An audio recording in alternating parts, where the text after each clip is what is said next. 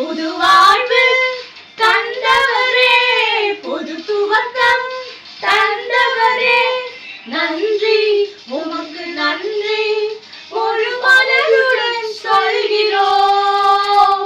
நன்றி உமக்கு நன்றி மன நிறைவுடன் சொல்கிறோம். நன்றி உமக்கு நன்றி முழு மனதுடன் சொல்கிறோம். நன்றி உமக்கு நன்றி மன நிறைவுடன் சொல்கிறோம்.